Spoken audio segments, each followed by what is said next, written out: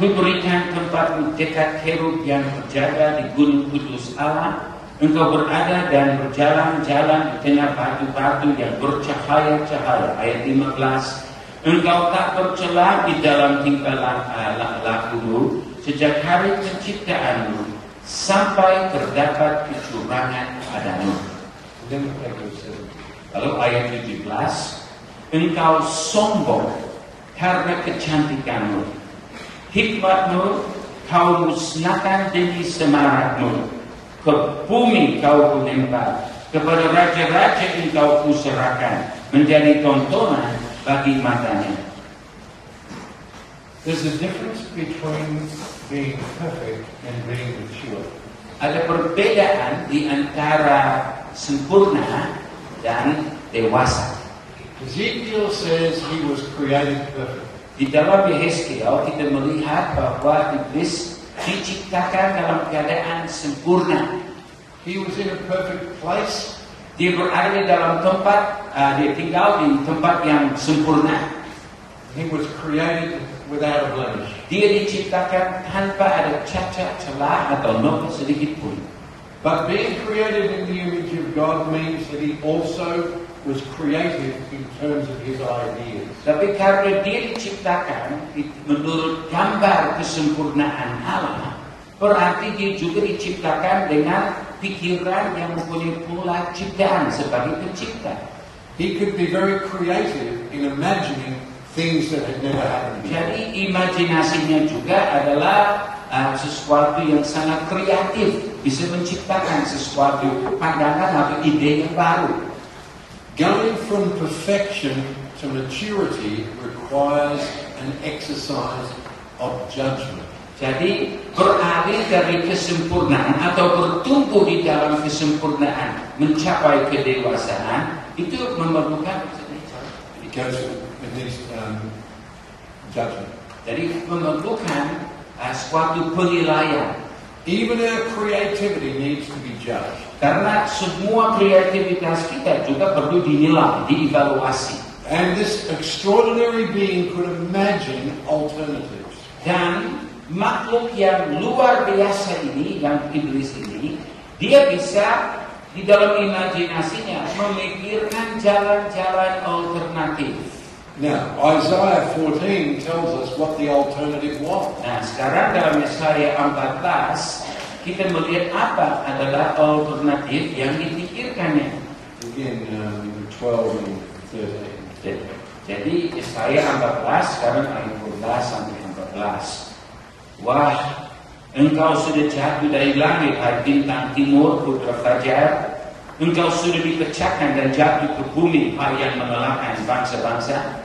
Engkau yang tadinya berkata dalam hatimu, aku hendak naik ke langit, aku hendak mendirikan takhtaku mengatasi bintang-bintang Allah, dan aku hendak duduk di atas bukit pertemuan jauh di sebelah utara. Aku hendak naik mengatasi ketinggian awan-awan, aku hendak menyamai yang maha tinggi. Jesus told the story of the prodigal son. Yesus telah menceritakan cerita tentang anak yang terhilang. What emerged in the heart of the prodigal son was this idea. Dan yang lahir di dalam hati anak muda ini, anak yang menjadi anak terhilang. The father is not enough for me. Oh, Bapakku tidak cukup untuk aku. I need to get away from the father to find a better life. Aku harus meninggalkan Bapakku untuk mencari kehidupan yang lebih asik. He should have judged that idea. Seharusnya dia menilai, bahkan menghakimi pikiran itu. He had to sit in a pigsty for a while before he was willing to judge that idea. Dan kemudian dia sudah tinggal di dalam kandang babi cukup lama, baru dia membuat penilaian yang wajar. In heaven, Lucifer should have judged his creative ideas. Seharusnya ide-ide kreatif di dalam pikiran Lucifer di waktu dia masih di surga, seharusnya dia sudah membuat evaluasi, penilaian yang tepat terhadap pikiran-pikiran ini. He began to imagine he could do God's job. Dia sudah mempunyai dalam imajinasinya bahwa dia bisa menggantikan Allah di dalam tugasnya. He began to imagine what it would feel like if he had a more exalted position. Dan dia mulai di dalam imajinasinya berpikir bagaimana perasaannya kalau dia mempunyai posisi yang lebih mulia. He began to develop an illegitimate dream. Sehingga dia mulai melahirkan suatu mimpi di dalam dirinya yang tidak sah, yang tidak berdasarkan kebenaran. I could be much more important than I am. Oh, saya bisa lebih penting daripada yang sekarang. I could do God's job. Oh, saya bisa menggantikan Allah di dalam tugasnya. People could come and give that respect to me. Nanti orang-orang akan datang memberi penyembahan dan hormat kepada saya daripada kepada dia. Even in heaven, ideas will come. Jadi biarpun di surga ide-ide seperti itu bisa lahir. What makes we are even more vulnerable. Nah, berarti kita di dalam keadaan yang lebih mudah dipengaruhi di sini. He had the most exalted position you could imagine. Nah, Lucifer dia sudah mempunyai posisi yang teragung yang mungkin untuk ciptaan.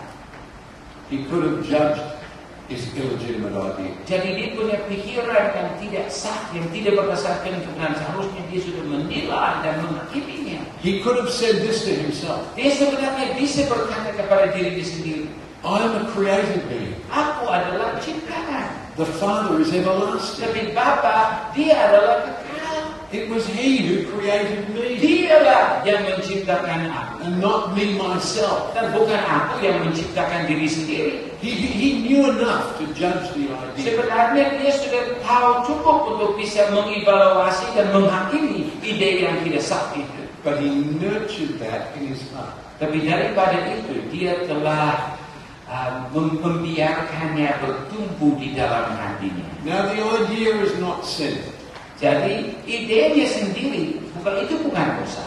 And if he had gone to the Father Dan kalau dia sudah pergi kepada Bapa and said to the Father, dan berkata kepada Bapa, Father, I've been thinking about something. Bapa, aku telah memikirkan sesuatu. I've been thinking maybe I could do your job. Bahkan pikiran masuk di dalam pikiranku bahwa aku dapat menggantikan engkau di dalam tugasmu.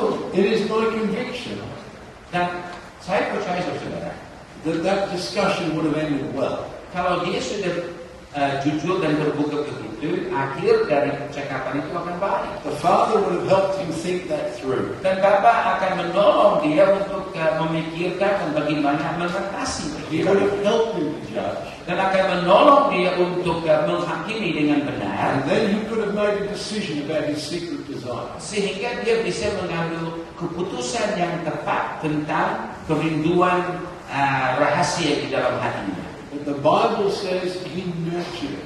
Tapi Alkitab menyatakan bahwa dia justru memelihara pikiran itu Until it became a wicked desire. sehingga pikiran itu berubah menjadi kerinduan yang jahat. Now this I cannot prove. Nah, sebenarnya saya tidak bisa membuktikan hal itu. But this is my suspicion. Tapi kecurigaan saya begini, saudara. God often does not act quickly. Allah sering tidak bertindak dengan cepat.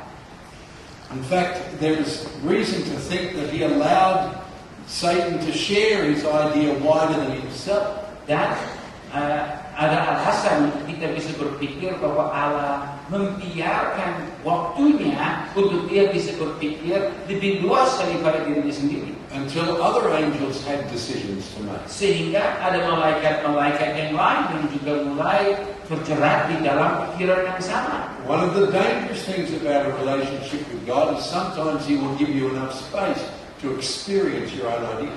Nah, salah satu hal yang bahaya dengan Allah, saudara, dia mungkin akan memberi saudara cukup ruang untuk saudara bisa mengekspansikan pikiran itu.